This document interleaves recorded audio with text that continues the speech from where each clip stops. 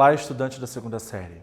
Nesse vídeo, nós vamos falar um pouco sobre a história de Catherine Parr, de forma bem resumida, e vamos falar também sobre o uso dos prefixos e dos sufixos em inglês.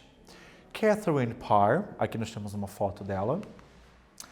She was the sixth wife of Henry VIII. Ela era a sexta, ela foi a sexta esposa do rei Henry VIII. Catherine Parr did not represent a political alliance. Ela não representava uma aliança política, ou seja, ela era diferente de tudo que o rei já tinha visto até então como esposa, tá? She was not expected to bear the king's children. Não se esperavam que ela fosse cuidar, que ela fosse se importar lá, que ela fosse aturar os filhos do rei. And she was born in 1512. Ela nasceu no ano de 1512, ok? Brevemente o resumo aí. Qualquer curiosidade que vocês tenham, procurem aí um pouco mais sobre a vida dela, tá bom? Falando sobre prefixos. Bom, tanto o prefixo quanto os sufixos são partículas que nós acrescentamos junto à palavra. Os prefixos são partículas que nós colocamos antes da palavra, né?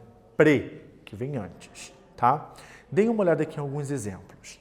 Nos exemplos que eu tenho aqui, esses prefixos an, this, in, il, ir e o im, eles representam uma ideia negativa ou um significado oposto do sentido real da palavra. Então, por exemplo, se eu digo happiness, alegria, unhappiness, tristeza, seria o contrário.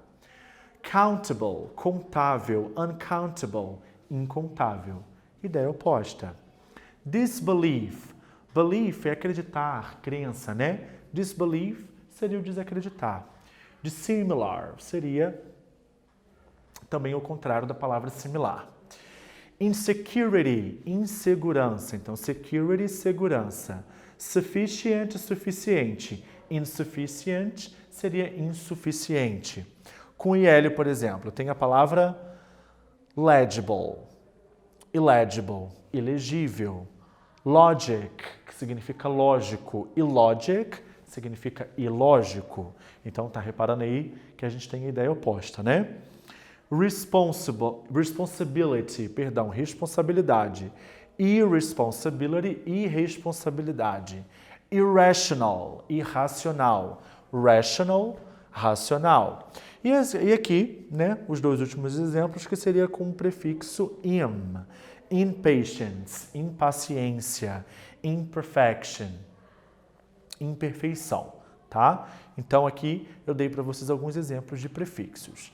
E nesse slide aqui nós temos alguns exemplos dos sufixos, ou seja, a partícula que você coloca lá no final da palavra, tá bom? Então, por exemplo, sufixo full, unhelpful, useful. Helpful seria prestativo, unhelpful seria o contrário de prestativo, tá ok? Então, uma pessoa que não ajuda muito. Useful, útil.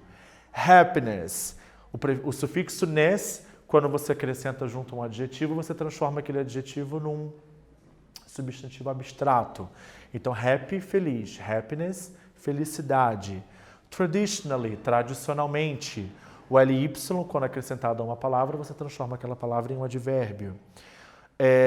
Traditional, tradicional. O er, né? Você transforma um verbo em um substantivo. Então, swimmer seria, por exemplo, nadador. Ou então, adjetivos no comparativo, faster, mais rápido. Comfortable, confortável. Friendship, friend, amizade.